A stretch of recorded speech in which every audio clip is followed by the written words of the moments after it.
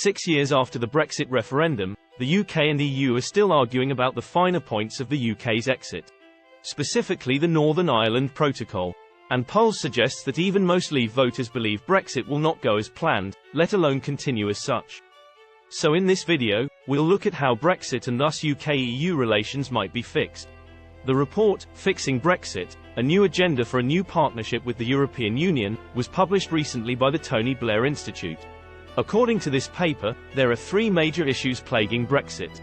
The first is that the current trading relationship is too shallow, which is bad for the UK economy. The current UK-EU trading relationship is governed by a trade and cooperation agreement negotiated by the Johnson administration and set to take effect in January 2021. This TCA is incredibly thin. While it eliminates all tariffs and quotas, it still includes a slew of non-tariff barriers. A growing body of evidence suggests that non-trade barriers are limiting UK trade and harming the UK economy. Following Brexit, UK goods exports have plummeted. According to the Centre for European Reform, Brexit has reduced GDP growth by an astounding 5.2% since 2016, or about 1% per year. Second, the Northern Ireland Protocol in its current form is unsustainable. The UK has refused to implement the border checks mandated by the Northern Ireland Protocol, prompting the EU to take legal action. The ongoing tension over the protocol has exacerbated political instability in Northern Ireland, where the power-sharing agreement has collapsed yet again. Finally, diplomatic relations are too tense to make meaningful progress on either of the first two issues. Interpersonal relations between British and European politicians have deteriorated steadily since 2016, reaching an all-time low when Brexiter and former Prime Minister Liz Truss openly questioned whether French President Emmanuel Macron was a friend or foe. Given all of this, it's not surprising that the majority of Britons believe Brexit is going badly. According to a November poll, 69% of voters believe Brexit is going very or fairly badly, including 84% of Remainers and 38% of Leavers, while only 12% believe it is going very or fairly well, including 3% of Remainers and 24% of Leavers. So Brexit isn't going well, and the British are aware of it. Starting with the trading relationship, most economists appear to believe that rejoining the single market is the best option for the UK, but both Labour and Conservatives have ruled that out, and it is not a popular idea among the British public. According to polling, Brits who want to rejoin or negotiate a closer trading relationship that falls short of full single market membership prefer to return to the single market while remaining outside the EU. So, how could this be accomplished?